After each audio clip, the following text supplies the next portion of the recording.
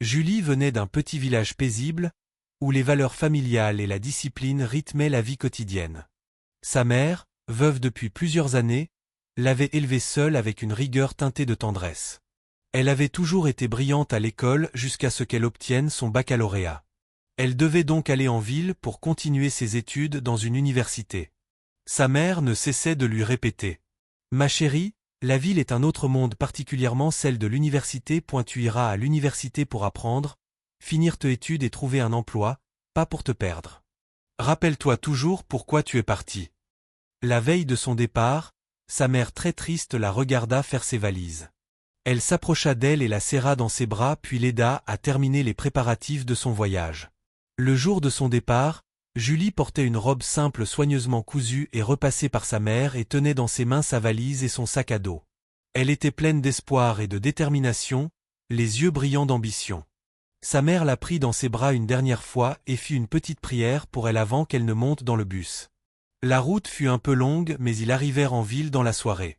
À son arrivée à l'université, Julie fut impressionnée par les grands bâtiments, les uniformes bien repassés et l'allure sophistiquée des autres filles.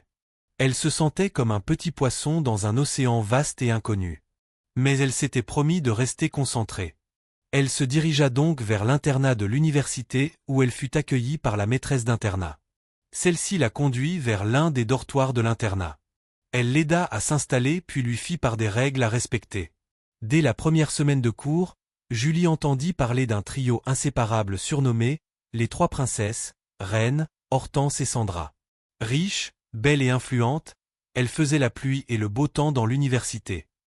Personne n'osait leur dire non. Elles entraient dans une pièce, et les regards se tournaient immédiatement. Un soir, alors que Julie était près de la fenêtre de son dortoir, elle vit une belle voiture noire luxueuse garée près de la clôture de l'université. Elle vit ensuite les trois princesses sortir de la voiture. Elle était très bien habillée. Elle portait des robes de soirée très chic et des talons. Avant de rentrer dans l'université, un homme riche sortit de la voiture, embrassa chacune d'elles et repartit. Julie n'avait pas compris ce qui se passait mais elle n'a jamais osé leur poser la question. Le lendemain c'était samedi et les trois princesses devaient aller se faire coiffer dans le salon de coiffure de l'université. C'était un grand salon avec différents stylistes qui y travaillent. Mais avant que toute autre fille ne puisse entrer dans le salon, les trois princesses devaient d'abord aller se faire coiffer. Toute l'école attendait jusqu'à ce qu'elles aient fini de se coiffer. C'est après qu'elles aient fini alors que les autres filles pouvaient aller se faire coiffer. Mais Julie venait d'un milieu modeste. Elle fréquentait une université prestigieuse, une université pour filles uniquement, grâce à la bourse qu'elle avait obtenue. Un jour, alors qu'elle révisait ses cours seule sous un arbre derrière le dortoir, Sandra s'approcha d'elle. « Tu travailles dur un point, tu t'appelles Julie, c'est ça? Tu as de beaux cheveux. Eh bien, nous avons une sortie samedi prochain et si tu viens avec nous, alors on t'acceptera comme l'une des nôtres. La plupart des filles rêvent de cette opportunité d'appartenir à notre groupe. Mais moi, je me suis sentie attirée par toi par pitié. » Julie la regarda, avec un air étonné. « Tu es la seule fille dans cette université qui ne sait pas que les trois princesses organisent leur fête chaque samedi, que le règlement de l'école l'accepte ou non. Et ici c'est nous qui faisons les règles. Même le chef de la sécurité est à notre service. » Julie nota avec compréhension qu'elle avait toujours admiré les trois filles. Elles étaient si magnifiques, et leurs parents riches. « D'accord, » répondit Julie, d'une voix tremblante. C'était la première fois qu'elle se joignait à leur soirée. Elle savait que fréquenter les trois princesses signifiait franchir une ligne. Elle hésita mais la curiosité l'emporta. Ce fut le début d'une grande transformation. Quelques jours plus tard, Julie changea peu à peu. Elle apprit à marcher avec grâce, à maquiller légèrement ses paupières, à parler avec assurance, à s'habiller comme elle. Les princesses la formaient à leur image. Julie, bien que gênée, cela sait entraîner. Elle goûtait à un nouveau monde. Celui du luxe, des gadgets dernier cri, des parfums importés. Mais en elle, une petite voix persistait. Celle de sa mère. Le samedi soir, elle se prépara pour cette sortie avec ses nouvelles amies. Elles s'éclipsèrent par un coin discret de la clôture. Sandra sortit son téléphone et passa quelques appels. Bientôt une voiture luxueuse arriva et se dirigea vers l'endroit où elle se tenait. Un très bel homme sortit de la voiture et donna une étreinte à Sandra. Il l'embrassa sur le front.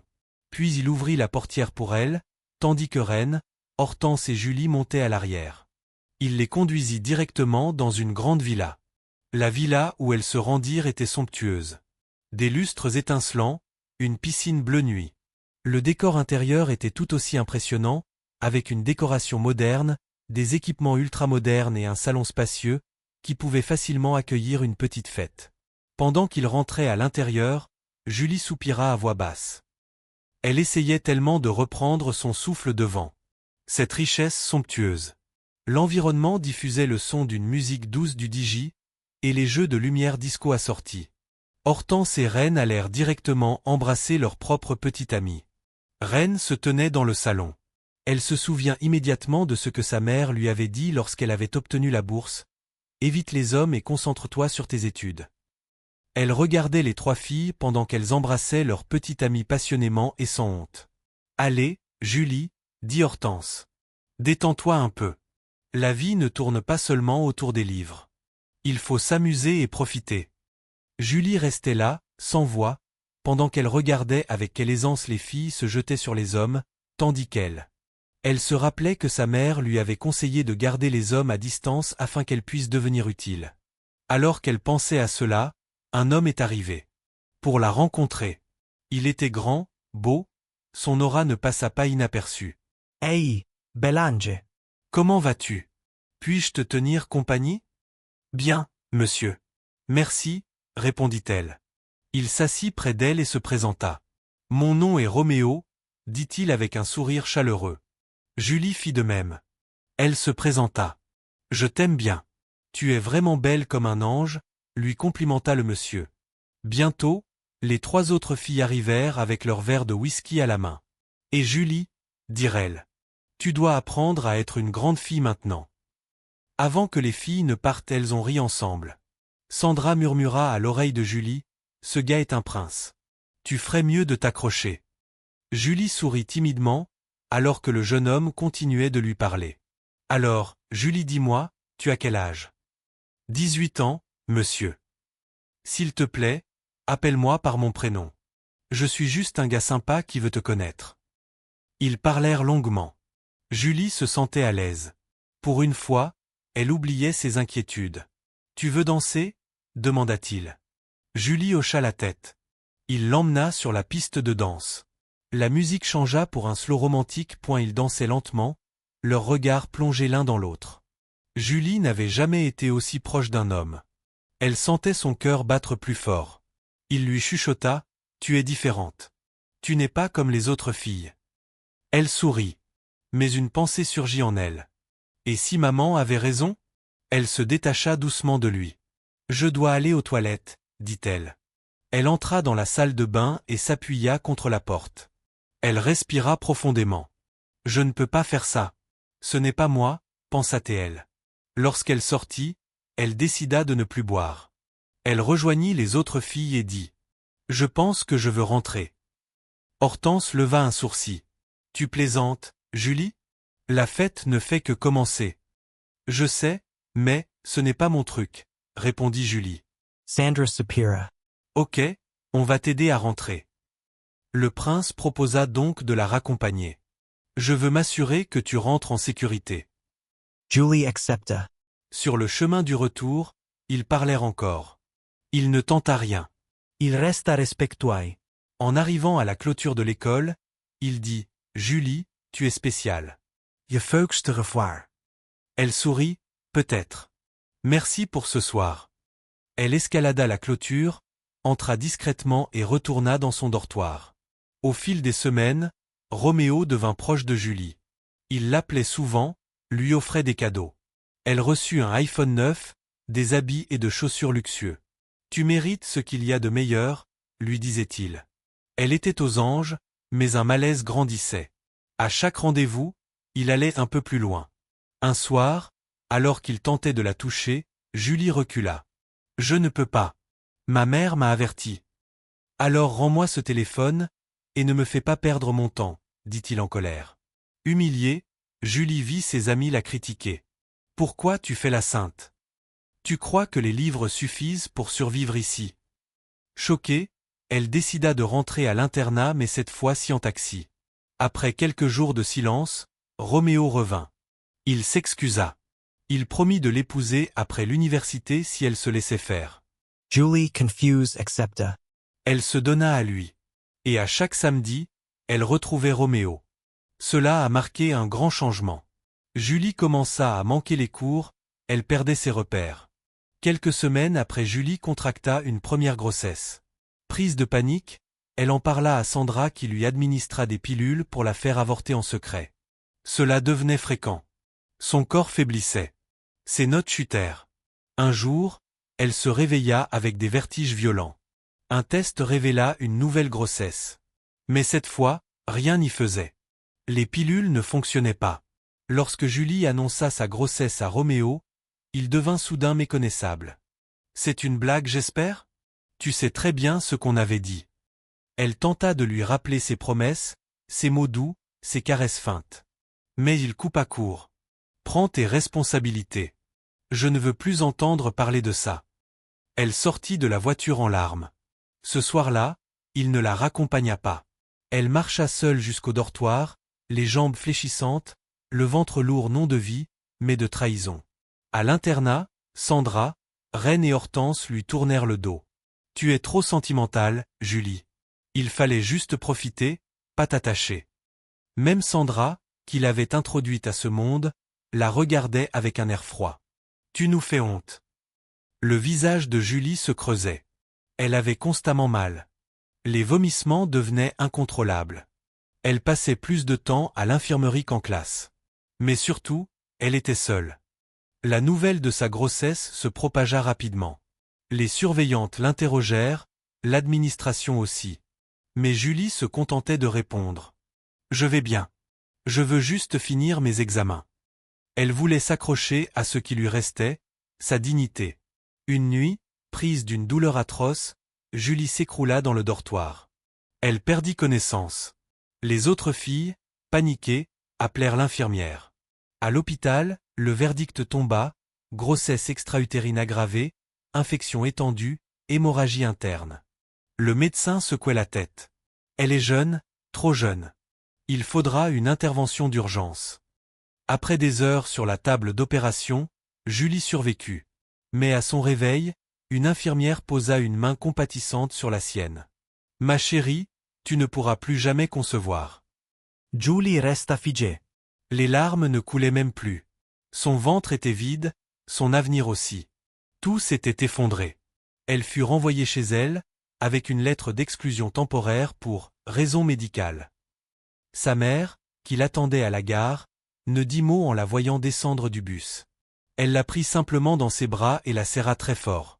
De retour dans le village, Julie évitait les regards. Les enfants qu'elle croisait sur les sentiers de terre lui rappelaient ce qu'elle n'aurait jamais. Chaque rire d'enfant était une flèche. Les mères parlaient bas quand elle passait.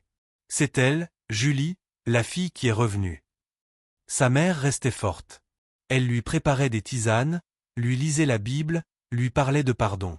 Ce que tu as perdu ne te définit pas. C'est plutôt ce que tu es capable de devenir. Mais Julie ne trouvait pas encore la force d'y croire. Elle passait des heures enfermée dans sa chambre en pleurant. Des mois passèrent. Julie avait cessé de compter les jours. Ce n'est que lorsque la pluie revint, lavant les toits de tôle et les chemins poussiéreux, qu'elle sentit quelque chose bouger en elle. Pas un enfant, non. Mais une étincelle. Elle retourna voir Madame Awa, l'ancienne sage-femme du village. Celle-ci l'observa avec ses yeux fatigués mais sages. « Ce que tu as vécu, peu l'aurait supporté. Mais tu es encore debout. C'est que tu as été choisi. » Choisi? Pourquoi? Madame Awa sourit. Pour éclairer les autres. Julie commença à aider Awa à la maison de santé. Elle nettoyait, apprenait les remèdes, les gestes d'urgence, écoutait les cris des mères et les premiers pleurs des bébés.